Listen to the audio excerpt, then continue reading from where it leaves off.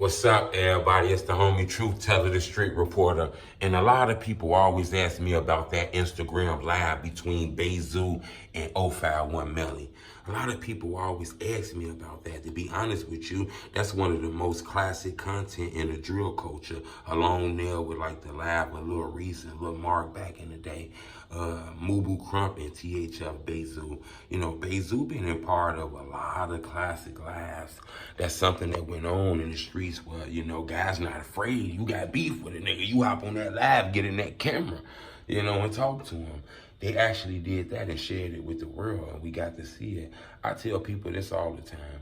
People knew exactly who Bayzoo was. People already knew what he was. We heard his story. He beat a murder case.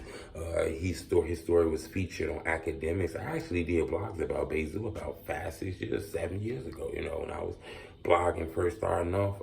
Like in the middle of my journey on this blog shit. But and Melly, people already knew who he was. Documentaries, millions of views and shit.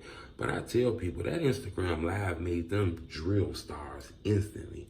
Not saying they didn't have the clout, not saying they didn't know who they know, affiliated with all kind of people. Bayzoo with Dirk and Melly with like King Louis, Duck and all of them. So yeah, they know people. I'm not saying that. But that live kind of showed the world things, you know, and the world got to see how crazy this shit is, because a lot of people didn't know. If you didn't really understand the culture, you would have thought those were two homeboys on that live, you feel me? And that's the crazy part about that. I want to tell you something else too that a lot of people don't understand. I think Bayzoo's supposed to be way bigger than what he is.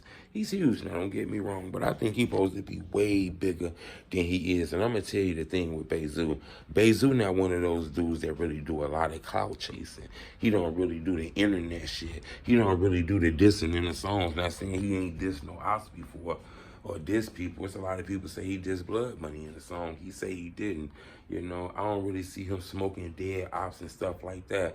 You know, not saying he don't, but I don't see it a lot. And I think that's the reason why, you know, his climb is, he still got millions of views. He still do it. But I think he'll be a guaranteed million if he was doing the dissing and shit like that.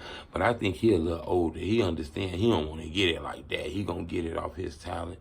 And I think that's what's dope. He not trying to run and jump and get all these features from Dirk and shit. He doing it on his own. And I think that's what make Bayzoo dope. But I do think that guy's supposed to be way huger, because a lot of people call him the general. There's stories on the internet about fights of him in jail. Shit on the street. You know what I'm saying? So there's people interested in his story. There's people interested in Melly's story. I done documented Melly plenty of times. I think 051MELLY might be one of the top 3 people who's the most famous in the drill culture who don't rap. I think he's right up there with people like Tuka, people like K.I., other people like that, you know. But I think this is crazy. In the culture, we have a lot of things. I always try to find the first thing.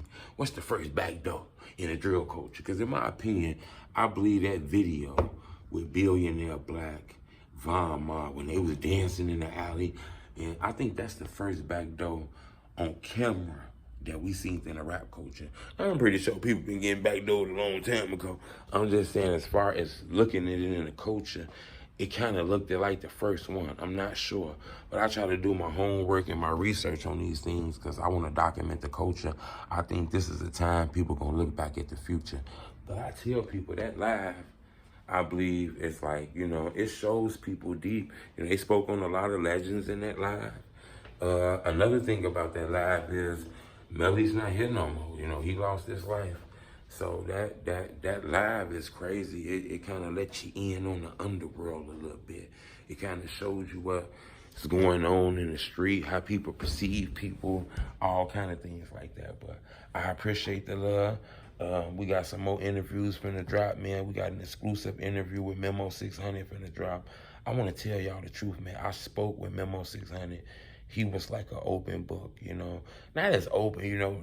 Guys don't really want to talk. I get it, but he allowed me to ask some questions, and he didn't run from none of the questions I asked. I mean, there's a few he ain't like, but, you know, for the most part, we got it out. I think this is a dope interview. We learned a lot about the culture and things like that. And I'm going to tell you, you know, that's why I say behind the camera is a little doper than in front of the camera. Because behind the camera, I thought Memo was a dope dude. You know, I thought he was a pretty cool dude.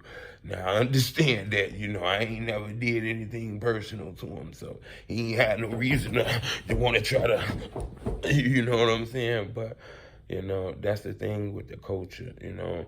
These guys I be interviewing who be enemies of each other, in my opinion, if they was from a different world, they'll be brothers, you know, because they go through the same struggles. But I'm going to get up out of here. It's the homie THF Street Reporter.